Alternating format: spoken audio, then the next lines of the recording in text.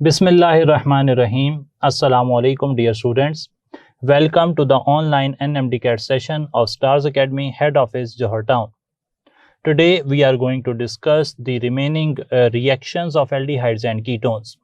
तो सबसे पहले हमने बात करनी है acid catalysed reactions of aldehydes and ketones की।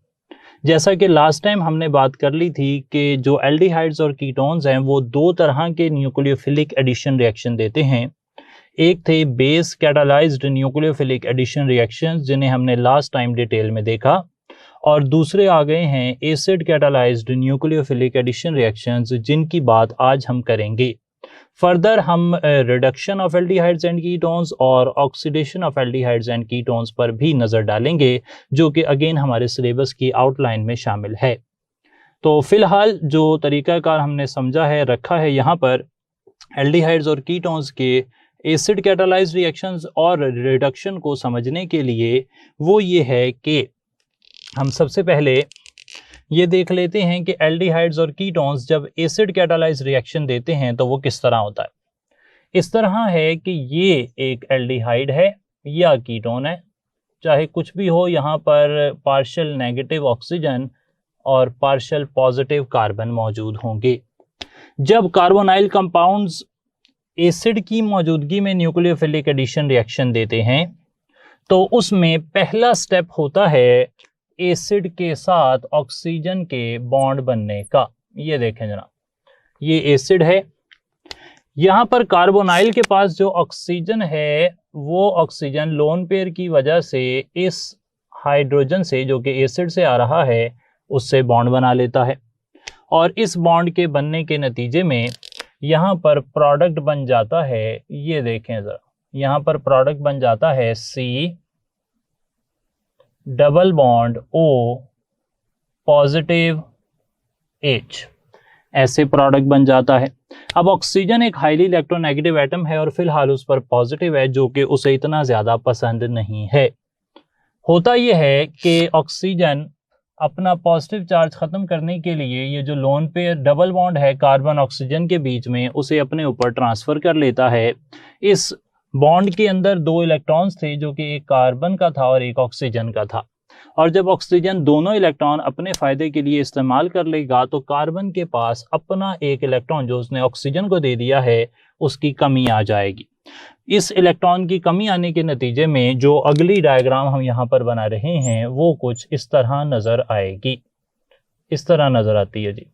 उसमें होता है कार्बन OH पॉजिटिव, कार्बन पर पॉजिटिव आ जाता है क्योंकि जो एसिड है वो रिएक्शन की रफ्तार को तेज़ कर रहा है, और तेज़ कर रहा है by increasing the electrophilic character of carbonyl carbon. तो इसी मुनासबत से इस रिएक्शन को कहते हैं कि जो एसिड कैटालाइज्ड रिएक्शंस हैं वो कैसे प्रोसीड करते हैं। एसिड जो है, acid increases the electrophilic character of carbonyl carbon, जैसा कि मैंने आपके सामने जिक्र कर दिया। कार्बन पर अब पॉजिटिव चार्ज है और ये पॉजिटिव चार्ज वाला कार्बन न्यूक्लियोफाइल से अगले स्टेप में बॉन्ड बनाता है, और न्यूक्लियोफाइल से बॉन्ड बनाकर फाइनल प्रोडक्ट आपको हासिल हो जाता है। फाइनल प्रोडक्ट की शक्ल मैं यहाँ पे बना रहा हूँ, न्यूक्लियोफाइल COH, इस तरह प्रोडक्ट बन जाएगा। आप देख सकते हैं कि ये प्रोडक्ट जो है ये एग्जैक्टली वैसा ही प्रोडक्ट है जैसे कि इससे पहले बेस कैटालाइज्ड रिएक्शन में बना था। प्रोडक्ट में कोई तब्दीली नहीं है, असल में जो तब्दीली है वो मोड ऑफ एक्शन में है।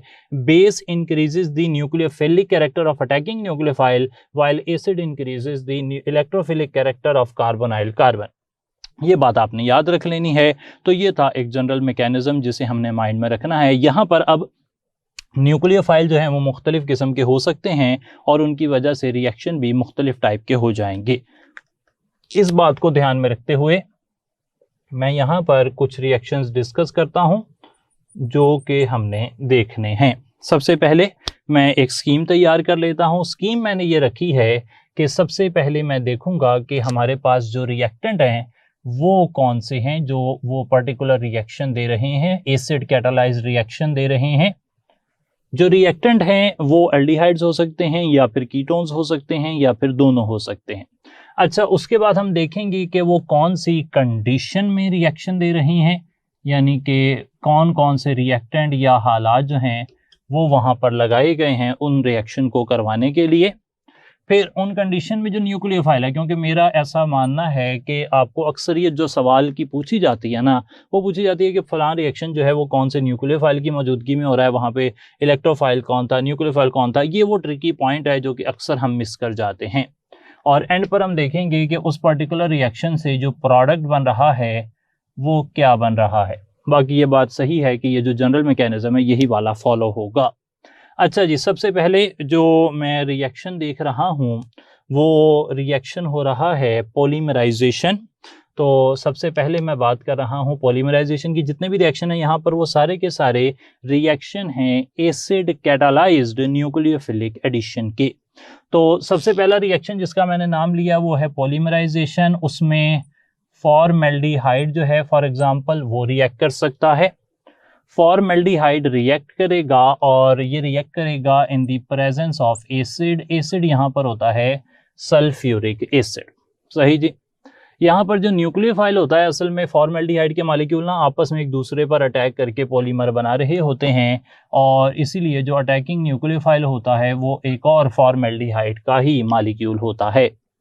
फॉर्मेल्डिहाइड का एक मॉलिक्यूल दूसरे मॉलिक्यूल पर एसिड की मौजूदगी में अटैक करता है और उस अटैक से प्रोडक्ट बन जाता है ये वाला। ये प्रोडक्ट चेक कर लें आप। प्रोडक्ट बन जाता है CH2O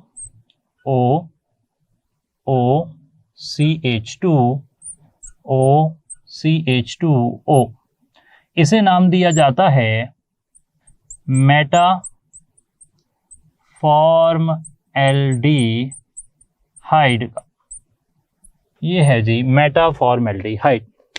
इसी तरीके से ये रिएक्शन जो है ये एसिटल्डिहाइड भी दे सकता है। एसिटल्डिहाइड जिसका फार्मूला है CH3CHO, वो भी सल्फ्यूरिक एसिड की मौजूदगी में रिएक्शन देगा और खुद ही काम करेगा एस अटैकिंग न्यूक्लियोफाइल। यहाँ पर प्रोडक्ट जो बन रहा है उसे कहा जाता है पैराएल्डिहाइड। इस तरीके से पैराएल्डिहाइड का स्ट्रक्चर है, ये आ गया CH3 इसे कहा जाता है पैरा एल्डिहाइड। जी, तो ये दोनों पॉलीमराइजेशन में आ गए रिएक्शन। मैं हाईलाइट कर देता हूं कि रिएक्शन नंबर 1 जो है और 2 जो है ये पॉलीमराइजेशन में है। पॉलीमराइजेशन के बाद आगे चलते हैं तो अब अगले रिएक्शन आ रहे हैं रिएक्शन विद अमोनिया डेरिवेटिव्स। अब जो भी रिएक्शन हम लिखेंगे वो रिएक्शन विद अमोनिया डेरिवेटिव्स में क्लासिफाई किए जाएंगे। रिएक्शंस विद अमोनिया डेरिवेटिव्स जो हैं वो एल्डिहाइड्स या कीटोन्स दोनों ही दे सकते हैं, कोई स्पेसिफिकेशन नहीं है। एल्डिहाइड्स हो या कीटोन्स हो दोनों ही अमोनिया डेरिवेटिव से रिएक्शन देते हैं। अमोनिया डेरिवेटिव्स को जनरली हम यहाँ मेंशन कर दें कि वो लिखे जाते हैं H2NG। अमोनिया का एक हाइड्रोजन हटाकर उसकी जगह कोई ग्रुप लगा दिया जाए, G ग्रुप लगा दिया जाए, तो वो बन जाता है अमोनिया का डेरिवेटिव। अमोनिया के डेरिवेटिव 4 हमने इस्तेमाल करने हैं, किताब में उससे ज़्यादा की मिसालें मौजूद हैं, आप जो भी सिलेबस फॉलो कर रहे हो, लेकिन 4 हम यहाँ पर एग्जाम्पलीफाई करेंगे समझने के लिए। साफ जाहिर है कि सारे में कंडीशन एसिड ही होगी, एसिड कैटालिस्ट, क्योंकि एसिड कैटालाइज्ड रिएक्शन है। कौन कौन से 4 यहाँ पर इस्तेमाल किए जाते हैं? पहले का नाम है H2NOH, इसे कहते हैं हाइड्रोक्सिल अमीन। दूसरे का नाम है H2NNH2, इसे कहा जाता है हाइड्राजीन। तीसरे का नाम है H2NNHC6H5, इसे कहते हैं फिनाइल हाइड्राजीन, ये भी एसिड की मौजूदगी में रिएक्ट करता है। और आखिरी वाले को कहते हैं 2,4 डाईनाइट्रोफिनाइल हाइड्राजीन, और ये भी एसिड कैटालिस्ट की मौजूदगी में रिएक्ट करता है। अच्छा, अब ये जो रिएक्शन यहाँ पर हो रहे हैं एसिड कैटालाइज्ड रिएक्शन, इनके अंदर जो न्यूक्लियोफाइल है वो यही स्पीशी है जो कि यहाँ पर रिएक्शन कर रही है। यानी कि इस साइड पर हाइड्रोक्सिल अमीन जो है वो काम करेगा एज ए न्यूक्लियोफाइल, जो मॉलिक्यूल है वही न्यूक्लियोफाइल का काम करता है। यहाँ पर हाइड्राजीन न्यूक्लियोफाइल है, यहाँ पर फिनाइल हाइड्राजीन जो है वो न्यूक्लियोफाइल का काम करेगी, और एंड पर 2,4 डाईनाइट्रोफिनाइल हाइड्राजीन हमारा अटैकिंग न्यूक्लियोफाइल होगी। सही है जी, याद रखना है, हर बारी मैं कह रहा हूँ कि न्यूक्लियोफाइल पर आपने ध्यान देना है। अच्छा, प्रोडक्ट जो बन रहा है वो देख लें। प्रोडक्ट के अंदर बड़ी ही सादा साइंस है, बहुत ही आसान। वो ये है कि आपके पास चाहे एल्डिहाइड हो चाहे कीटोन हो, उसमें C double bond O group होगा। जो अमोनिया का डेरिवेटिव है वो कोई भी हो, उसमें H2N और G ये वाली सिचुएशन पाई जाएगी। आपने सिर्फ इतना करना है कि आपने ऑक्सीजन लेना है कार्बोनाइल से, हाइड्रोजन लेना है अमोनिया डेरिवेटिव से, और यहाँ पर आपने करवा देनी है कंडेंसेशन। कंडेंसेशन समझते होंगे आप, दो मॉलिक्यूल मिले हैं और उससे एक छोटा सा मॉलिक्यूल निकल गया है, लाइक वाटर मॉलिक्यूल। अच्छा, यहाँ से जनाब आप देखें, ज़रा समझें बात को कि इस तरीके से ये रिएक्शन हो गया। सही जी, तो प्रोडक्ट क्या बना? प्रोडक्ट बन रहा है C double bond N single bond G, और ये बॉन्ड आ गया। सही है जी, साथ वाटर बन गया -H2O। कुल मिलाकर यही रिएक्शन है, हर जगह पर यही होना है, तो यही रिएक्शन होना है। चले मैं इसकी एक तफसील बना लेता हूं जनाब। पहले वाले रिएक्शन में क्या बनेगा? वो बन जाएगा C डबल बॉन्ड NOH। देख सकते हैं आप, N यहाँ से हाइड्रोजन चली गई और OH ये रहा, C डबल बॉन्ड NOH। ये जो कंपाउंड है इसे कहते हैं ऑक्साइम, इसे कहते हैं ऑक्साइम। अगली बारी देखें, ये हाइड्राजीन से अगर यही कंपाउंड बनता है तो C डबल बॉन्ड N ये वाला और साथ NH2, तो ये बन गया C double bond N NH2, ये कंपाउंड बन गया। इस कंपाउंड को नाम दिया जाता है, स्टार्टिंग मटेरियल है मेरा, मैं यहाँ पे स्टार्टिंग मटेरियल हाइड्राजीन है, तो ये कंपाउंड कहलाता है हाइड्राजोन, इसका नाम है हाइड्राजोन। अगला है फिनाइल हाइड्राजीन, तो उससे जो प्रोडक्ट बन रहा है C double bond N NH C6H5, इसे कहते हैं फिनाइल हाइड्राजोन। सही है जी, फिनाइल हाइड्राजीन से जो बनेगा उसका नाम हो जाएगा फिनाइल हाइड्राजोन, ऐसे हो जाएगा। आखिर में 2,4 डाईनाइट्रोफिनाइल हाइड्राजीन से जो बनेगा उसका नाम होगा 2,4 डाईनाइट्रोफिनाइल हाइड्राजोन। ये नहीं, जरा ये आ गया 2,4 डाईनाइट्रोफिनाइल हाइड्राजोन। और ये जो 2,4 डाईनाइट्रोफिनाइल हाइड्राजोन है ये होता है ऑरेंज या फिर येलो कलर के प्रेसिपिटेट, और ये एल्डिहाइड्स और कीटोन्स दोनों के लिए, एल्डिहाइड्स और कीटोन्स दोनों के लिए आइडेंटिफिकेशन टेस्ट के तौर पर इस्तेमाल होते हैं। सही है जी, तो ये हैं रिएक्शन विद अमोनिया डेरिवेटिव, जिसमें से एक एप्लीकेशन हमने देखी कि जो 2,4 DNPH वाला है वो ऑरेंज या येलो प्रेसिपिटेट बनाने की वजह से एल्डिहाइड्स और कीटोन्स को आइडेंटिफाई करता है। इससे पहले हमने सोडियम बाइसल्फाइड की भी ये खासियत देखी थी कि वो एल्डिहाइड्स और स्मॉल मिथाइल कीटोन्स के साथ बनाता था वाइट प्रेसिपिटेट, जो आइडेंटिफिकेशन के तौर पर इस्तेमाल होते थे।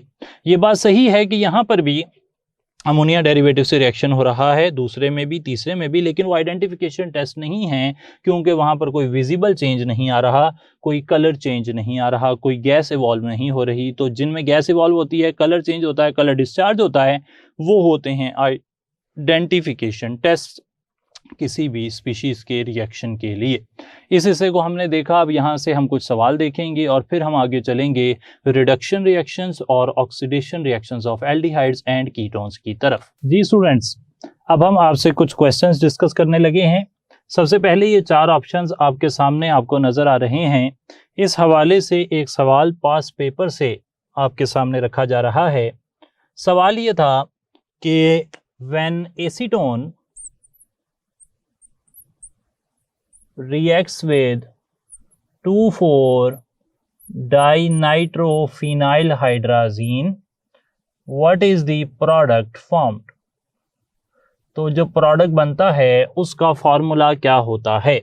तो यहाँ पर 4 ऑप्शंस हैं आपके पास, आप देख सकते हैं कि ये काफ़ी मिलते जुलते ऑप्शंस हैं।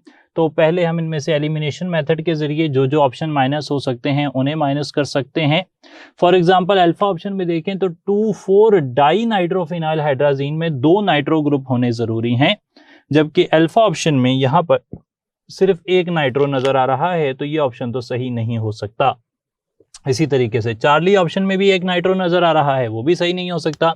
तो या तो बीटा ऑप्शन है या डेल्टा, और इनमें से सही ऑप्शन कौन सा है उसको देखने के लिए हमें जनरल मैकेनिज्म देखना पड़ेगा इस रिएक्शन का, जिसके मुताबिक रिएक्शन के अंदर जो कार्बोनाइल कार्बन होता है उसके साथ स्टार्ट में लगा होता है डबल बॉन्ड O, और वो रिएक्ट करता है अमोनिया डेरिवेटिव से, और रिएक्शन के एंड पे यहां से जो स्पीशी बनती है उस स्पीशी के अंदर C डबल बॉन्ड NG ये वाली स्पीशी जो है ये मोइटी आ जाती है, और इस सारे अमल के दौरान यहाँ पर जो कार्बोनाइल के साथ ग्रुप लगे हुए थे उन्हें कुछ नहीं होता, यानी कि वो वैसे ही बदस्तूर कायम रहते हैं। तो एसीटोन के अंदर यहाँ पर दोनों साइड पर मिथाइल ग्रुप होते हैं, तो एसीटोन के दोनों मिथाइल ग्रुप अपनी जगह मौजूद रहेंगे। जब रिएक्शन होगा उन्हें कोई तब्दीली नहीं आनी। इसी तरीके से जो ग्रुप G लगा हुआ है वो भी एज सच मौजूद रहता है। जो रिएक्शन हो रहा है वो सिर्फ कार्बन और नाइट्रोजन के बीच में हो रहा है, उसमें बाकी किसी हिस्से का कोई अमल दखल नहीं है। तो स्टार्टिंग मटेरियल एसीटोन में क्योंकि कार्बन के दोनों तरफ मिथाइल लगे हुए थे, तो फाइनल प्रोडक्ट में भी कार्बन के दोनों तरफ मिथाइल लगे होने चाहिए, यानी कि यहाँ पर सही आंसर हो गया फिर डेल्टा ऑप्शन। क्योंकि बीटा ऑप्शन में यहाँ पर जो CH3CH है ये जो है ये एसीटोन जो है उसका फार्मूला नहीं है, बल्कि एसीटोन की बजाय ये एसीटल्डिहाइड के फार्मूला में ये वाली स्पीशी होती है। अच्छा, ये वाला सवाल जो अभी हमने आपके सामने रखा, इसके साथ ही एक और सवाल भी हमें पास पेपर में मिलता है, और वो very much close to this question, बहुत ज़्यादा इससे मिलता जुलता क्वेश्चन था। और क्वेश्चन ये था कि when acetaldehyde reacts with 2,4-dinitrophenylhydrazine, same reaction है 2,4-dinitrophenylhydrazine के साथ एसिटल्डिहाइड का, तो अब क्या प्रोडक्ट बनेगा। तो आपको अगेन ये वाली सीक्वेंस जो है पता है कि कार्बोनाइल कार्बन जो है उसके साथ जो ग्रुप लगे हैं स्टार्टिंग मटेरियल में वही एंड पर लगे होते हैं। तो एसिटल्डिहाइड का फार्मूला अगर आपको पता है कि उसमें एक तरफ लगा होता है मीथाइल, एक तरफ हाइड्रोजन, तो स्टार्टिंग मटेरियल में भी यही है, फाइनल प्रोडक्ट में भी यही रहेगी। तो ये होगा एसिटल्डिहाइड्स का 2,4-डाइनाइट्रोफिनाइलहाइड्राजीन से रिएक्शन करके जो प्रोडक्ट बनता है वो, और एसीटोन के लिए ये वाला होगा। तो हमने ना 4 ऑप्शन जो थे उनसे 2 सवाल पास पेपर के डिस्कस किए। एक और बड़ा ही अच्छा सवाल जो है मिलता जुलता वो यहाँ पर हम डिस्कस कर रहे हैं। Again reaction with ammonia derivative से ही रिलेटेड है ये रिएक्शन। सवाल ये आया पेपर में कि जो कार्बोनाइल ग्रुप का रिएक्शन है विद अमोनिया डेरिवेटिव, ये वाला जो रिएक्शन है जो आपके सामने मैंने लिखा, what is the type of this reaction, इस रिएक्शन की टाइप क्या है, ये किस टाइप का रिएक्शन है। क्या ये न्यूक्लियोफिलिक एडिशन रिएक्शन है, या फिर ये इलेक्ट्रोफिलिक एडिशन रिएक्शन है, या फिर ये न्यूक्लियोफिलिक सब्स्टिट्यूशन रिएक्शन है, या फिर ये एडिशन एलिमिनेशन रिएक्शन है। तो ये किस टाइप का रिएक्शन है। अच्छा, एक बात आपने याद रख लेनी है कि जो एसिड्स होते हैं, जो आपकी जिसे आप कहते हैं कार्बोनाइल कंपाउंड्स, वो एसिड कैटालाइज्ड रिएक्शन भी दे रहे हैं, वो बेस कैटालाइज्ड रिएक्शन भी दे रहे हैं। तो एसिड कैटालाइज्ड रिएक्शन हो या बेस कैटालाइज्ड रिएक्शन हो, उनके अंदर आपने देखना ये होता है कि जो फाइनल प्रोडक्ट है वो किस तरह बन रहा है।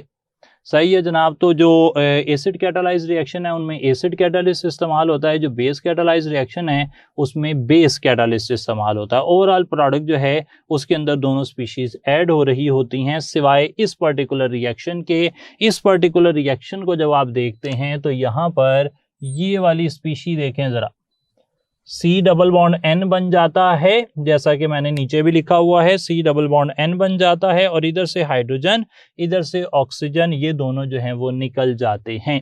इस टाइप के रिएक्शन, इस पर्टिकुलर टाइप के रिएक्शन को आप नाम देते हैं कि ये एडिशन एलिमिनेशन रिएक्शन है। कंडेंसेशन रिएक्शन इसे मैंने बेसिकली कहा था थोड़ी देर पहले कि एडिशन भी हो रही है, दो मॉलिक्यूल ऐड भी हो रहे हैं और उसके साथ साथ एलिमिनेशन भी हो रही है एक स्मॉल मॉलिक्यूल की।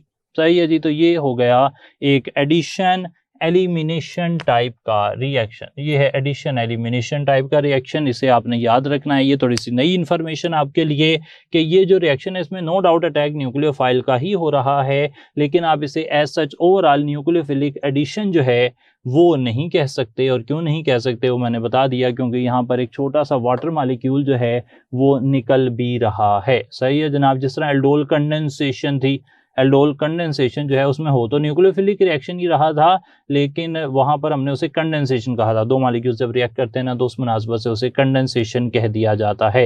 Haloform reaction again nucleophilic reaction था, लेकिन उसके प्रोडक्ट जो है वो थोड़े से डिफरेंट थे। तो ये याद रखना है कि हालांकि यहाँ पर हमें most suitable answer nucleophilic addition लग रहा होता है, लेकिन ये एडिशन एलिमिनेशन रिएक्शन है। ओवरऑल हम इसे स्टडी, हम न्यूक्लियोफिलिक हम कहते हैं कि कीटोन्स के और एल्डिहाइड्स के कैरेक्टरिस्टिक रिएक्शन कौन से हैं, वो हैं न्यूक्लियोफिलिक एडिशन रिएक्शंस। और न्यूक्लियोफिलिक रिएक्शंस जो हैं, अब जरा बात समझे, जो कैरेक्टरिस्टिक रिएक्शंस कौन से हैं, न्यूक्लियोफिलिक एडिशन, यानी कि प्राइमरीली वो न्यूक्लियोफिलिक एडिशन ही देते हैं। अब वो न्यूक्लियोफिलिक रिएक्शन जो देते हैं वो दो टाइप के हैं, एसिड कैटालाइज और बेस कैटालाइज। न्यूक्लियोफिलिक एडिशन दो टाइप की नहीं देते।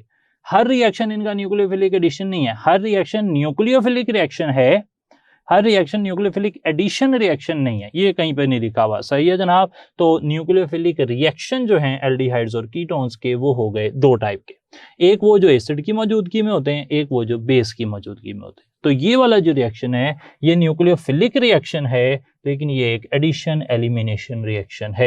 एल्डोल कंडेंसेशन एक न्यूक्लियोफिलिक रिएक्शन है और उसमें दो ग्रुप आकर ऐड हो रहे हैं। हेलोफॉर्म रिएक्शन एक न्यूक्लियोफिलिक रिएक्शन है, लेकिन उसमें कुछ स्पीशीज साइड प्रोडक्ट भी बन रही हैं, सोडियम आयोडाइड भी बन रहा है, आइडोफॉर्म भी बन रही है और साल्ट ऑफ कार्बोक्सिलिक एसिड भी बन रहा है। तो वो न्यूक्लियोफिलिक रिएक्शन है। तो अब यहां से वन फाइनल टाइम मैं आपको बता दूं, एल्डिहाइड्स और कीटोन्स प्रेफरेबली रिएक्शन देते हैं न्यूक्लियोफिलिक एडिशन रिएक्शन, लेकिन तमाम तर रिएक्शन उनके न्यूक्लियोफिलिक एडिशन रिएक्शन होंगे, ये कहना गलत है। मिसाल के तौर पे रिएक्शन विद अमोनिया डेरिवेटिव, ये एक न्यूक्लियोफिलिक रिएक्शन है, लेकिन इसे एडिशन एलिमिनेशन रिएक्शन कहा जाता है। इसी तरीके से हेलोफॉर्म रिएक्शन भी इसी तरह की एक मिसाल में आ जाएगा। और कैनिज़ारो रिएक्शन में भी एडिशन कुछ नहीं हो रहा था और दो डिफरेंट स्पीशीज बन रही होती हैं, तो वो न्यूक्लियोफिलिक रिएक्शन है, लेकिन वो एग्जैक्टली आप अगर उन्हें कहें कि वो न्यूक्लियोफिलिक एडिशन है तो ये बात सही नहीं होगी। सही है जी। ये एक नया कॉन्सेप्ट हमने आपसे डिस्कस किया। आखिर में हम यहाँ पर एक और सवाल देखते हैं, फिर फर्दर आगे चलेंगे। और वो सवाल है कि C double bond N single bond G, ये है जो अमोनिया डेरिवेटिव का जो प्रोडक्ट जो है ना जो हमारे सामने बना। अब यहाँ पर सवाल ये है कि what is the hybridisation of these atoms in this molecule. ये जो मॉलिक्यूल है इसमें इन एटम्स की हाइब्रिडाइजेशन हमने पता करनी है।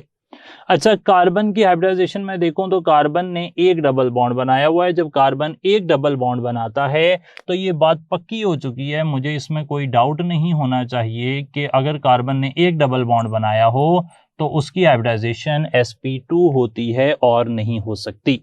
अच्छा, अब नाइट्रोजन को देखें, नाइट्रोजन के पास यहाँ पर एक लोन पेयर भी है। लोन पेयर और सिग्मा बॉन्ड आप काउंट कर लें, एक सिग्मा बॉन्ड ये रहा, एक सिग्मा बॉन्ड ये रहा, एक लोन पेयर ये रहा। लोन पेयर और सिग्मा बॉन्ड मिलाकर 3 जवाब आ रहा है। लोन पेयर एक, सिग्मा बॉन्ड एक और एक दो, एक और दो कितने हो गए 3। लोन पेयर और सिग्मा बॉन्ड मिलाकर जवाब कितना आ रहा है 3। अगर लोन पेयर और सिग्मा बॉन्ड मिलाकर जवाब 3 आ रहा हो तो भी हाइब्रिडाइजेशन sp2 ही होती है। तो कार्बन की भी sp2 हाइब्रिडाइजेशन है, इस नाइट्रोजन की भी sp2 हाइब्रिडाइजेशन है। आप कहेंगे कि इस मॉलिक्यूल में ओवरऑल हाइब्रिडाइजेशन sp2 बन रही है। तो यहाँ से एक और अच्छा सवाल हमने हल किया, देखा कि किस तरीके से रिएक्शन के दौरान में हाइब्रिडाइजेशन में तब्दीली आती है। हाइब्रिडाइजेशन को आपने नहीं छोड़ना, हर रिएक्शन के अंदर आपने इस बात को डिस्कस करते रहना है कि यहाँ पे जना कौन से मॉलिक्यूल में कौन से एटम की हाइब्रिडाइजेशन कौन कौन सी है। अच्छा, ये तो सारी बात हो गई जनाब, जो हमने एसिड कैटालाइज्ड न्यूक्लियोफिलिक रिएक्शंस की बात की है।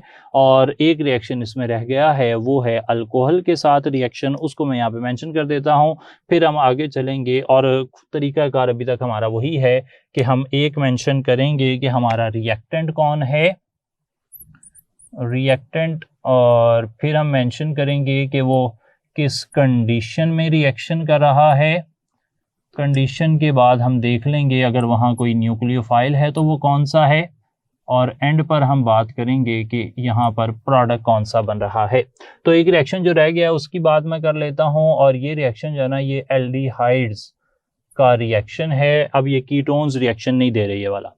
कंडीशन यहाँ पर क्या है कि ये इथाइल अल्कोहल की मौजूदगी में और ड्राई HCl की मौजूदगी में रिएक्शन होता है। इथाइल अल्कोहल और ड्राई HCl की मौजूदगी में यहाँ पर जो हमने इथाइल अल्कोहल का मॉलिक्यूल ऐड किया है वही न्यूक्लियोफाइल का काम करता है, और प्रोडक्ट होता है एल्डिहाइड्स के लिए 1,1 डाईएथऑक्सी या डाईएल्कोक्सी ईथेन, ये प्रोडक्ट होता है। इस प्रोडक्ट का असल नाम है एसीटल, प्रोडक्ट बनता है जी एसीटल।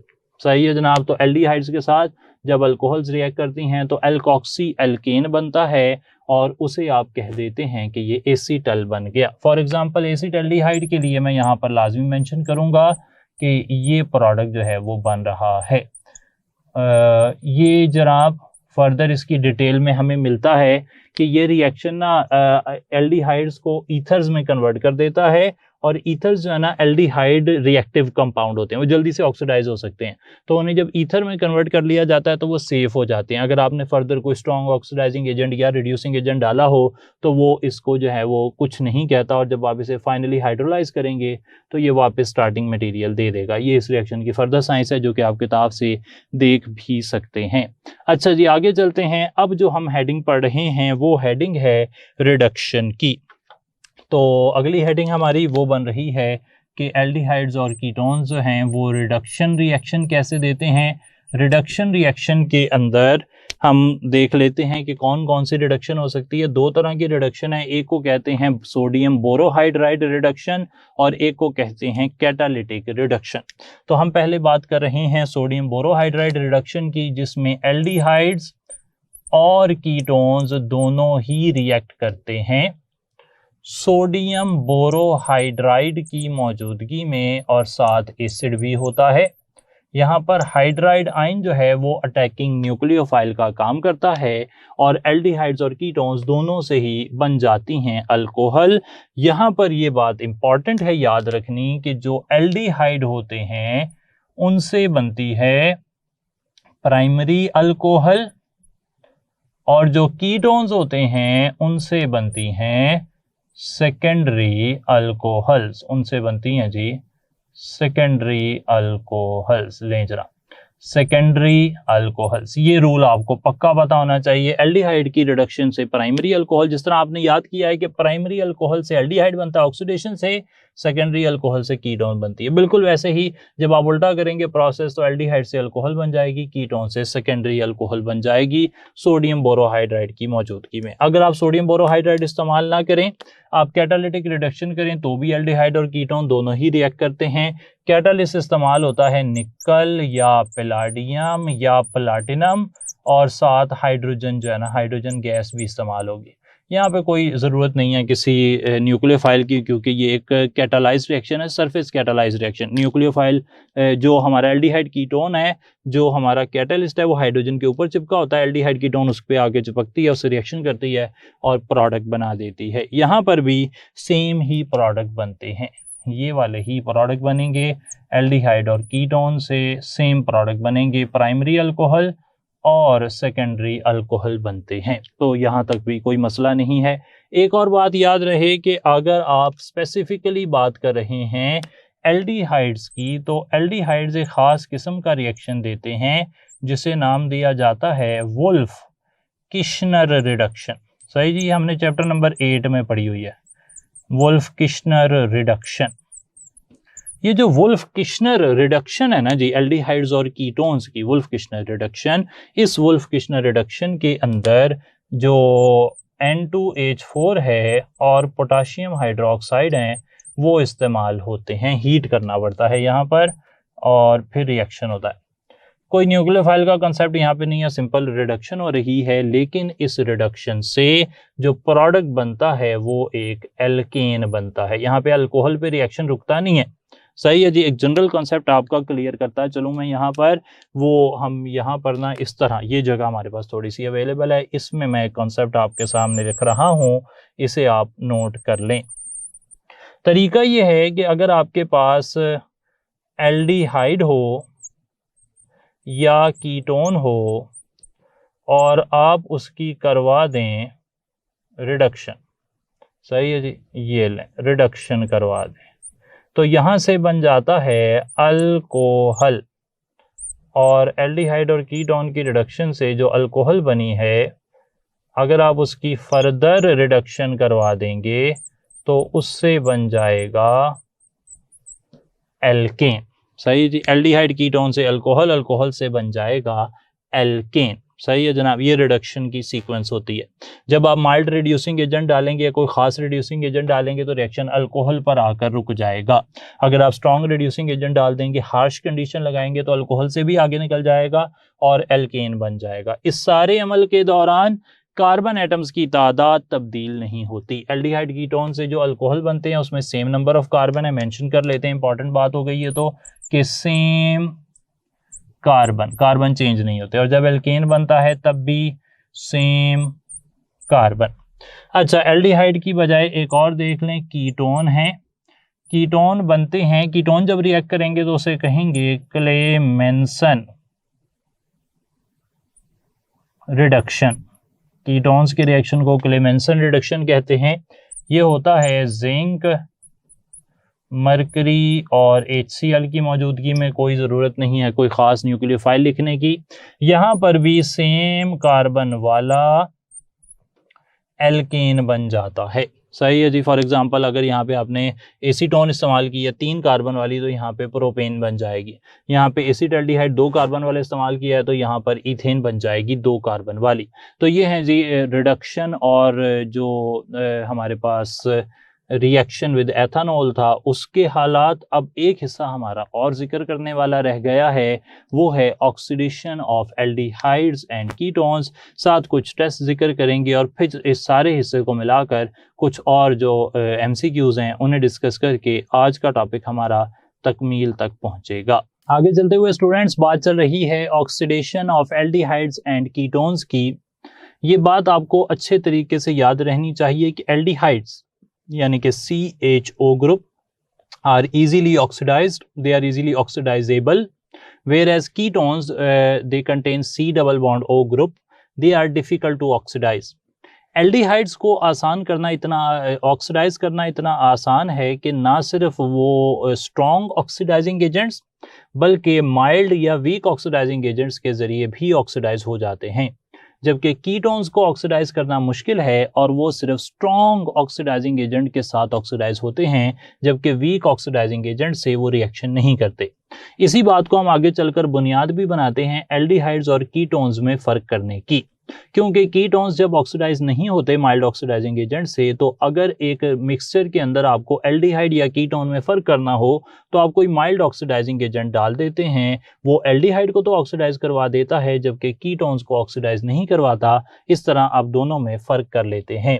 तो इस पर हम आगे बात करेंगे और उसी के हवाले से हमने यहाँ पर काफ़ी ज़्यादा क्वेश्चंस भी लिखे हैं, उनको भी देखेंगे। फिलहाल मैं आपके सामने डिस्कस कर रहा हूँ कुछ स्ट्रॉन्ग ऑक्सीडाइजिंग एजेंट्स जो एल्डिहाइड्स को भी कॉरेस्पॉन्डिंग एसिड में ऑक्सीडाइज करते हैं और कीटोन से भी वो कोई एसिड बनाते हैं।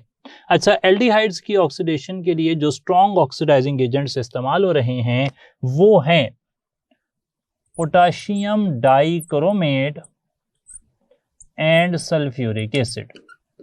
सेम यहां पर भी हो सकता है, पोटाशियम पर मैंगनेट और एसिडिक कंडीशन। सेम यहां कीटोन के लिए भी ऑक्सीडाइजिंग कंडीशन यूज हो सकती हैं। डाइल्यूट नाइट्रिक एसिड, हालांकि नाइट्रिक एसिड डाइल्यूट ही हो फिर भी वो स्ट्रॉन्ग ऑक्सीडाइजिंग एजेंट होता है। और इसी तरीके से कंसंट्रेटेड नाइट्रिक एसिड तो फिर डेफिनेटली एल्डिहाइड्स और कीटोन्स को ऑक्सीडाइज कर सकेगा। ये हो गए स्ट्रॉन्ग ऑक्सीडाइजिंग एजेंट जो एल्डिहाइड्स और कीटोन्स दोनों को ऑक्सीडाइज करते हैं। एल्डिहाइड की ऑक्सीडेशन के अंदर कार्बन एटम्स चेंज नहीं होते, जबकि कीटोन्स की ऑक्सीडेशन में कार्बन एटम चेंज होते हैं, जिनकी डिटेल अभी थोड़ी देर में हम जिक्र करेंगे। अब आ जाते हैं माइल्ड ऑक्सीडाइजिंग एजेंट्स की तरफ जो एल्डिहाइड्स को ऑक्सीडाइज कर सकते हैं। माइल्ड ऑक्सीडाइजिंग एजेंट्स हैं 3, जिनमें से पहले का नाम है फेहलिंग्स सॉल्यूशन। फेहलिंग सॉल्यूशन जो होता है वो बेसिकली सोडियम पोटाशियम टार्टारेट होता है। सोडियम पोटाशियम का टार्टारेट या टार्टारिक एसिड के साथ कॉम्प्लेक्स होता है। फेहलिंग सॉल्यूशन के साथ अगर आप रिएक्शन करवाते हैं एल्डिहाइड का, तो रिएक्शन इस तरह होता है कि एल्डिहाइड रिएक्शन करता है in the presence of Fehling solution, oxidise होता है और ऑक्सीडाइज होकर कॉरेस्पॉन्डिंग एसिड बनाता है। और साथ जो ये आपके पास है sodium potassium tartrate complex Fehling solution, उसके अंदर होते हैं कॉपर +2 आयन, उसके अंदर होते हैं कॉपर 2 आयन, वो चले जाते हैं कॉपर +1 आयन के अंदर। कॉपर +2 आयन का कलर आपसे अगर मैं जिक्र करूं तो कॉपर +2 आयन का कलर होता है ब्लू और कॉपर प्लस आयन का कलर होता है रेड। सही है जी, ब्रिक रेड। तो यहां पर आपको ब्रिक रेड प्रेसिपिटेट मिलते हैं। सेम यही काम बिल्कुल इसी तरह फेहलिंग सॉल्यूशन जो कर रहा है, जो कि एक माइल्ड ऑक्सीडाइजिंग एजेंट है, वो एक और माइल्ड ऑक्सीडाइजिंग एजेंट भी करता है, उसे कहते हैं बेनेडिक्ट्स सॉल्यूशन। तो बेनेडिक्ट्स सॉल्यूशन की सिर्फ कंपोजिशन में फर्क है, वो होता है sodium potassium citrate complex, sodium potassium citrate complex, लेकिन ओवरऑल रिएक्शन जो है वो यही रहता है। एक फर्क और है, वो फर्क भी हमें देख लेना चाहिए। वो ये है कि जो फेहलिंग सॉल्यूशन टेस्ट है ये एलिफेटिक एल्डिहाइड्स के लिए काम करता है, जबकि जो बेनेडिक्ट सॉल्यूशन है ये एलिफेटिक एल्डिहाइड्स के साथ साथ एरोमेटिक यानी कि जिनमें बेंजीन रिंग होता है वो वाले एल्डिहाइड्स, बेंजल्डिहाइड जैसे, उनके लिए भी काम करता है। सही है जी बात, तो ये भी आपके ध्यान में रहनी चाहिए बात। ये दोनों माइल्ड ऑक्सीडाइजिंग एजेंट हैं, तो फिर डेफिनेटली ये एल्डिहाइड्स को तो ऑक्सीडाइज कर सकते हैं, जबकि कीटोन्स को ऑक्सीडाइज नहीं कर सकेंगे। ना ही फेहलिंग सॉल्यूशन ना ही बेनेडिक्ट सॉल्यूशन, ये दोनों काम नहीं कर सकते अगेंस्ट कीटोन, उसको ऑक्सीडाइज नहीं कर सकते। तो यहाँ पे जो ब्रिक रेड प्रेसिपिटेट है वो आइडेंटिफिकेशन टेस्ट में इस्तेमाल हो सकता है, डिफरेंशिएट या डिस्टिंग्विश करने में इस्तेमाल हो सकता है एल्डिहाइड और कीटोन को। इसी सिलसिले में एक तीसरा टेस्ट भी है, उसे आप कहते हैं सिल्वर मिरर टेस्ट। और सिल्वर मिरर टेस्ट में अमोनिकल सिल्वर नाइट्रेट इस्तेमाल होता है। मैं यहाँ पर रिएक्शन अगर मेंशन करूँ तो रिएक्शन में ये होता है कि एल्डिहाइड जो है ना जी, वो ऑक्सीडाइज होता है सिल्वर मिरर टेस्ट के नतीजे में, और वो बनाता है RCOONH4 और साथ यहाँ पे सिल्वर बन जाती है। और वो जो सिल्वर है ना वो रिएक्शन के अंदर, रिएक्शन की जो वॉल्स होती है ना उस पर डिपॉजिट हो जाता है। इसी मुनासबत से इसे सिल्वर मिरर टेस्ट कहते हैं। जो रिएजेंट यहाँ पर इस्तेमाल हो रहा है, जिसे मैंने नाम दिया है अमोनिकल सिल्वर नाइट्रेट, वो है सिल्वर NH32 और यहाँ पे OH।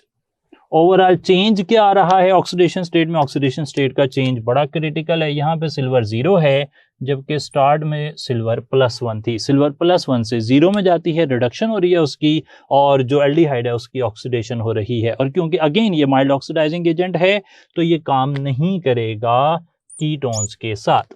अच्छा, अब आ जाते हैं दोनों रिएक्शंस में कुछ खास बातें हैं, उन पर हमने बात करनी है। पहले मैं ये बता दूं कि एल्डिहाइड्स की जब ऑक्सीडेशन होती है तो दो बातें अहम हैं। एल्डिहाइड्स की ऑक्सीडेशन के अंदर नंबर 1 सेम कार्बन रहते हैं, सेम कार्बन रहते हैं। कार्बन एटम की तादाद तब्दील नहीं होती। मसलन एक कार्बन वाला एल्डिहाइड होगा तो फॉर्मिक एसिड बनाएगा, 2 कार्बन वाला एल्डिहाइड होगा तो एसिटिक एसिड बनाएगा, एंड सो ऑन। सही है जनाब। एक और बात यहां पर याद रखनी है, वो ये कि CHO, ये हमने पहले भी बात कर ली है वैसे, लेकिन फिर लिख रहा हूं, इजीली ऑक्सीडाइजेबल। जो एल्डिहाइड ग्रुप है ना, इसे ऑक्सीडाइज करना आसान है, इसी वजह से ये स्ट्रॉन्ग ऑक्सीडाइजिंग एजेंट के साथ साथ वीक ऑक्सीडाइजिंग एजेंट से भी रिएक्शन करता है। इसके मुकाबले में जो कीटोन्स हैं, इनके अंदर प्रॉब्लम है। कीटोन्स की जब ऑक्सीडेशन होती है तो number 1 there is decrease in carbons, carbon atoms की तादाद तब्दील हो जाती है। कार्बन एटम्स की तादाद में क्या तब्दीली आती है, इसको समझने के लिए मैं यहाँ पर 2 मिसालें कोट करूंगा जो को आपको याद रखनी चाहिए। पहली मिसाल मैं यहाँ कोट कर रहा हूँ। पहली मिसाल के अंदर CH3 C double bond O CH3, इसे ऑक्सीडाइज करवा रहा हूँ एज ए कैरेक्टरिस्टिक एग्जाम्पल। इसको ऑक्सीडाइज करवाना है। ऑक्सीडाइज करने का तरीका, इसे कहते हैं सिमेट्रिकल कीटोन। मैं पहले एक सिमेट्रिकल कीटोन की मिसाल दे रहा हूं, फिर एक अनसिमेट्रिकल कीटोन की मिसाल दे दूंगा। सिमेट्रिकल कीटोन में कार्बोनाइल के दोनों तरफ एक जैसी चीजें हैं। कीटोन्स के अंदर जो ऑक्सीडेशन होती है ना, उसका बेहतर नाम अगर मैं रखूं तो वो नाम रखा जा सकता है ऑक्सीडेटिव क्लीवेज। उसे आप ऑक्सीडेटिव क्लीवेज कह सकते हैं। ऑक्सीडेशन भी होती है, साथ बॉन्ड भी टूट जाता है। देखें जरा किस तरह ऑक्सीडेशन हो रही है। यहाँ पे दोनों तरफ मिथाइल है, आप कहीं से भी बॉन्ड तोड़ सकते हैं। एक ये हिस्सा अलग हो जाता है, एक ये हिस्सा अलग हो जाता है। सही है जी। एक तरफ एक कार्बन चला गया, उसकी ऑक्सीडेशन होगी, एक तरफ 2 कार्बन चले गए, उनकी ऑक्सीडेशन होगी। तो यहाँ पे 2 तरह के एसिड बनेंगे। एक में एक कार्बन होगा, उसका नाम आप जानते हैं, एक कार्बन वाला एसिड फॉर्मिक एसिड, और दूसरी तरफ वाला आ गया acetic acid. Complete detail reaction की लिखना इसलिए जरूरी है कि ये कॉन्सेप्ट आपका क्लियर हो जाए कि when symmetrical ketone is oxidised, mixture of acids are formed. आगे चल पड़ते हैं दूसरी तरफ। अब मैं एक अनसिमेट्रिकल एसिड लिख रहा हूं। अनसिमेट्रिकल एसिड में जो कीटोन मेंशन कर रहा हूं वो है H3C C double bond O CH2 CH3। ये एक अनसिमेट्रिकल कीटोन है, इसे ऑक्सीडाइज करना चाहते हैं। जब मैं इसे ऑक्सीडाइज करूंगा तो अब मेरे पास 2 रास्ते हैं। कार्बोनाइल कार्बन के एक तरफ ऐसा कार्बन है जिसके साथ 3 हाइड्रोजन है, एक तरफ 2 हाइड्रोजन है। तो जिस कार्बन के साथ कम हाइड्रोजन है उस साइड को पहले आप ऑक्सीडाइज करवा देंगे, यानी कि CH3 वाला बॉन्ड तोड़ेंगे नहीं, बल्कि CH2 वाला बॉन्ड तोड़ेंगे और इस बॉन्ड को तोड़कर ऑक्सीडेशन करवा देंगे। फिर ये सारा भी ऑक्सीडाइज हो जाएगा। ये बात याद रख लेनी है आपने। ये बात ना जैसे मैंने कही है वैसे ही याद कर लें, किताब में कुछ ज़्यादा एक्स्ट्रा इन्फॉर्मेशन हो सकती है, हमें नहीं वो याद करने की ज़रूरत। सिर्फ ये याद करना है कि अगर अनसिमेट्रिकल कीटोन है तो कार्बोनाइल की उस तरफ से आपने वो बॉन्ड तोड़ना है जिस तरफ कम हाइड्रोजन है। तो यहाँ पर 2 कार्बन है, 2 कार्बन वाला एसिड बन जाएगा। यहाँ 2 कार्बन है, 2 कार्बन वाला एसिड बन जाएगा। तो यहाँ से जो प्रोडक्ट बनने वाला है वो प्रोडक्ट होगा, यहाँ से प्रोडक्ट बनेगा जनाब 2 कार्बन वाला इधर से और इधर से, यहाँ से 2 एसिटिक एसिड बन जाएंगे। तो ये इंफॉर्मेशन आपने याद रख ली। मैंने एग्जांपल्स के साथ वाज़ेह कर दिया कि एल्डिहाइड्स की ऑक्सीडेशन में कार्बन एटम सेम रहते हैं और वो बड़ी जल्दी ऑक्सीडाइज हो जाता है। कीटोन्स की ऑक्सीडेशन में एक तो ऑक्सीडेटिव क्लीवेज होती है, बॉन्ड भी टूटता है ऑक्सीडेशन के साथ। अगर सिमेट्रिकल है तो आप किसी तरफ से भी ऑक्सीडाइज कर सकते हैं, बॉन्ड तोड़ सकते हैं, लेकिन अनसिमेट्रिकल है तो उस तरफ से बॉन्ड टूटेगा जिस तरफ कम हाइड्रोजन होंगे और उसके तहत ये प्रोडक्ट बन गया। सही है जनाब। तो ये उम्मीद है आपने अच्छे तरीके से क्लियर कर लिया होगा, साथ साथ बाकी सारी डिटेल भी बता दी। अब हम चल रहे हैं यहाँ पर कुछ सवालात की तरफ। कुछ पास पेपर से हैं, कुछ हमने खुद से अच्छे MCQ मुख्तलिफ सोर्सेस को मिलाकर जो है वो आपके सामने रखे। तो यहाँ पर पहला क्वेश्चन जो है जो आपसे पूछा जा रहा है वो ये है कि C6H5CHO and C6H5COCH3 can be distinguished by, इन्हें आपस में कैसे फर्क किया जा सकता है। ये वाला पहला वाला जो हमारा रिएक्टेंट है आप देख सकते हैं उसमें एक CHO ग्रुप है यानी कि एक एल्डिहाइड ग्रुप है, जबकि दूसरे वाला जो है उसमें COCH3 दोनों तरफ एल्काइल ग्रुप लगे हुए हैं। एक तरफ फिनाइल ग्रुप है, एक तरफ मिथाइल ग्रुप है, दरमियान में CO यानी कि कार्बोनाइल है। तो ये एक कीटोन है, ये एक एल्डिहाइड है। तो सवाल ये पूछा गया है कि एल्डिहाइड और कीटोन में फर्क करना है, क्या करेंगे। पहले मैं ये फाइनल कर लूं कि इनमें से कौन कौन से टेस्ट जो है मैंने इस चैप्टर में पढ़े हैं। मैंने एक्वस ब्रोमीन टेस्ट इस चैप्टर में नहीं पढ़ा। एल्डिहाइड कीटोन में फर्क करने के लिए 5 टेस्ट मैं अभी तक पढ़ चुका हूं। एक है सोडियम बाइसल्फाइड टेस्ट जो एल्डिहाइड और स्मॉल मिथाइल कीटोन देते हैं।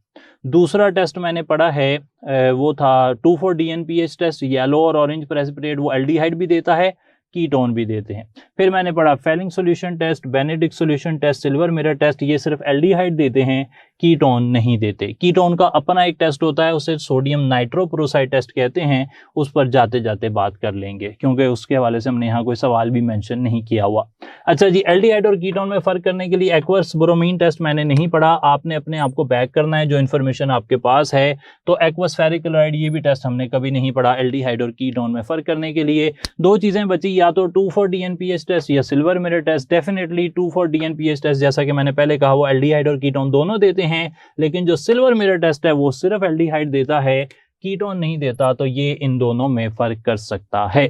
आगे चलते हैं जी, एक और सवाल है और इस सवाल में हमें पूछा जा रहा है कि 2,4-DNPH gives येलो और orange PPT with which pair. तो यहां पर हमने दो के पेयर बनाए हुए हैं, जोड़े बनाए हुए हैं, और इनमें से कौन से दो ऐसे हैं जिनके लिए 2,4-DNPH सेम टेस्ट देता है। पहला ऑप्शन है मेथानल और एथानोल। आप जानते हैं कि 2,4-DNPH टेस्ट एल्डिहाइड्स और कीटोन्स देते हैं, अल्कोहल्स ये टेस्ट नहीं देती। तो फिर हम यहाँ पे अंदाजा लगा लेंगे कि ये सही ऑप्शन नहीं हो सकता। दूसरा है एथानल और प्रोपानोल, अगेन अल्कोहल आ गई, अल्कोहल 2,4-DNPH टेस्ट नहीं देती। चार्ली ऑप्शन देखें, प्रोपानल और प्रोपानोन, एक एल्डिहाइड है एक कीटोन है, तो डेफिनेटली ये दोनों ही 2,4-DNPH से टेस्ट देते होंगे। सही है जनाब, ये बात भी क्लियर हो गई। आगे चल पड़ते हैं, नेक्स्ट सवाल है। नेक्स्ट सवाल में पूछता है कि दी reduced species in Fehling's test is, तो फेलिंग्स सॉल्यूशन टेस्ट में जो ऑक्सीडाइज हुआ वो तो हमने कहा एल्डिहाइड ऑक्सीडाइज हुआ कॉरेस्पॉन्डिंग एसिड में। तो जो रिड्यूस हुआ है वो कौन है, आपके सामने ही लिखा हुआ है कि फेलिंग सॉल्यूशन टेस्ट में कॉपर +2 जो कि ब्लू कलर का होता है वो कॉपर +1 में चला जाता है जो कि रेड कलर का होता है। तो जो रिड्यूस स्पीशी है वो है कॉपर +2 और वो जा रही है कॉपर +1 के अंदर। आगे चल पड़ते हैं जनाब, ये सवाल एक स्पेशल सवाल हमने यहाँ पर डाला पोटाशियम डाइक्रोमेट के हवाले से, और वो सवाल ये है कि एल्डिहाइड ऑक्सीडाइज हो रहा है कॉरेस्पॉन्डिंग एसिड में in the presence of potassium dichromate और sulphuric acid. The colour change is, इस रिएक्शन के अंदर जो कलर चेंज हो रहा है वो क्या है। क्या कलर खत्म हो जाता है पोटाशियम डाइक्रोमेट का, या रेड कलर आता है, या ऑरेंज से ग्रीन कलर आता है, या पर्पल से ऑरेंज कलर आता है। तो याद रखना है आपने कि जो पोटाशियम डाइक्रोमेट है ना जी, इसका अपना कलर ऑरेंज होता है, और इसका जो अपना कलर है ना ऑरेंज, वो इस वजह से होता है कि इसमें क्रोमियम होती है +6, वो ऑरेंज कलर की होती है। जब रिएक्शन होता है तो उसके नतीजे में वो चली जाती है क्रोमियम +3 में रिड्यूस हो जाती है, एल्डिहाइड ऑक्सीडाइज होता है, एल्डिहाइड ऑक्सीडाइज होता है, वो रिड्यूस हो जाती है। और जो क्रोमियम +3 का कलर है ना जी, वो ग्रीन है। तो यहाँ पे क्रोमियम +6 से +3 में जाती है और कलर चेंज होता है ऑरेंज से ग्रीन। सही है जनाब, ये आपने याद रखना है, ये एक इंपॉर्टेंट बात है।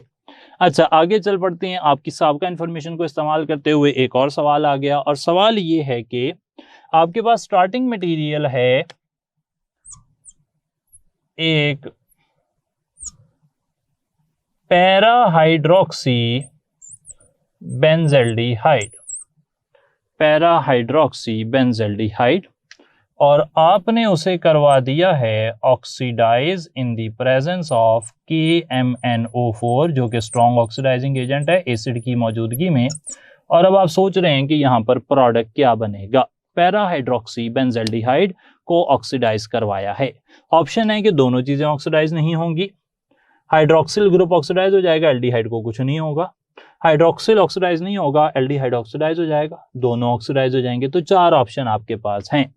आप ऑक्सीडाइजिंग एजेंट के हवाले से फिनोल का बिहेवियर भी पढ़ चुके हैं, एल्डिहाइड का बिहेवियर भी पढ़ चुके हैं।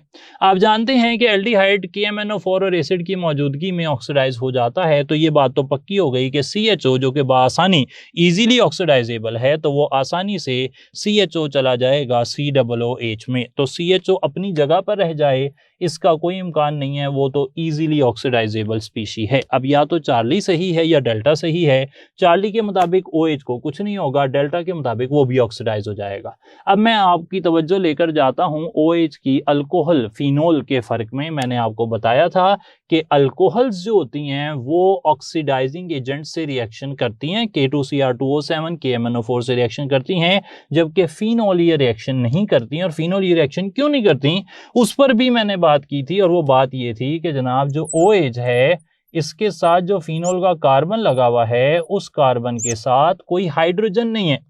जब तक अल्फा हाइड्रोजन ना हो वो OH वाली स्पीशी ऑक्सीडाइज नहीं हो सकती, क्योंकि फिनोल में अल्फा हाइड्रोजन नहीं है, इसलिए वो ऑक्सीडाइज नहीं हो सकता। तो फिर सही आंसर हो गया चार्ली के फिनोल ऑक्सीडाइज नहीं होगा, जबकि एल्डिहाइड ग्रुप जो है वो ऑक्सीडाइज हो जाएगा, क्योंकि उसके ऑक्सीडाइज होने के लिए बड़े ही आसान और साजगार हालात मौजूद हैं। सही है जी बात। तो इस तरह आपने देखा कि थोड़ा कॉम्प्लिकेट करते हैं सिचुएशन को, बातें आसानी होती हैं, उन्हें पूछते डिफरेंट अंदाज से हैं। ये इन्फॉर्मेशन आप बार बार देखेंगे ना अच्छे तरीके से, तो आपको ये आइडिया मिल जाएगा। आप रिमाइंड करके दोबारा भी देख सकते हैं बात को। आगे चल पड़ते हैं जनाब। एक और सवाल पूछा गया, और एक और सवाल ये पास पेपर से आ रहा है कि एसीटोन जो है, इसको कन्वर्ट करना है आपने सेकेंडरी अल्कोहल के अंदर। तो यहाँ पे जो रिएजेंट है वो कौन सा डाला जाएगा।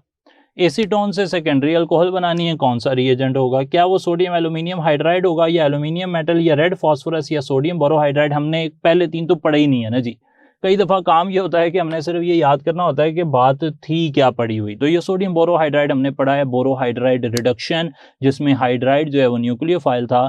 तो यहाँ से यह सवाल हमने हल कर लिया रिडक्शन के हवाले से। अच्छा, एक और सवाल देखें। मैंने जिस तरह सवाल बनाया इसी तरह पास पेपर में भी एक सवाल जो है वो बना हुआ था, और वो सवाल ये बना हुआ था कि एल्डिहाइड्स और कीटोन्स में आपने करना है डिफरेंशिएट। आप क्या कौन सा केमिकल डालेंगे। तो आप जानते हैं कि ब्रोमीन का हमने एल्डिहाइड कीटोन से कोई रिएक्शन नहीं पढ़ा, एक्वस आयोडीन का हमने कोई रिएक्शन नहीं पढ़ा। हमने आयोडीन का रिएक्शन पढ़ा है, लेकिन वो जो है वो सोडियम हाइड्रोक्साइड के साथ हमने आयोडीन डाली है। वो तमाम एल्डिहाइड और तमाम कीटोन से रिएक्शन नहीं करती, कुछ एल्डिहाइड से और कुछ कीटोन से रिएक्शन करती है। तो उसे तमाम एल्डिहाइड और तमाम कीटोन में फ़र्क करने के लिए एक्वस आयोडीन को इस्तेमाल नहीं किया जा सकता। 2,4-DNPH की बात की जाए तो ये एल्डिहाइड और कीटोन दोनों के साथ रिएक्शन करता है। बचा सिर्फ एक option, Tollens reagent. Tollens reagent क्या करता है जी, वो करता है silver mirror test. Silver mirror test जो है इसे टॉलरेंस रिएजेंट टेस्ट भी कहते हैं। सिल्वर मिरर टेस्ट को याद रख लें कि इसका नाम है टॉलरेंस रिएजेंट टेस्ट। तो सिल्वर मिरर टेस्ट का ही दूसरा नाम है ये तो फिर ये तो पक्की बात हो गई कि एल्डिहाइड देते होंगे, कीटोन नहीं देते होंगे, तो ये एल्डिहाइड और कीटोन में फ़र्क करने के लिए इस्तेमाल हो सकता है। आखिर में जाते जाते मैं ये बताता चलूँ कि जिस तरह एल्डिहाइड के ऐसे टेस्ट हैं, Fehling solution test, Benedict solution test, silver mirror test, जिसे टॉलरेंस रिएजेंट टेस्ट भी कहते हैं, जो एल्डिहाइड देते हैं, कीटोन नहीं देते। इसी तरह कीटोन का भी एक टेस्ट है जो एल्डिहाइड नहीं देते, और उस टेस्ट का नाम है सोडियम नाइट्रोप्रूसाइड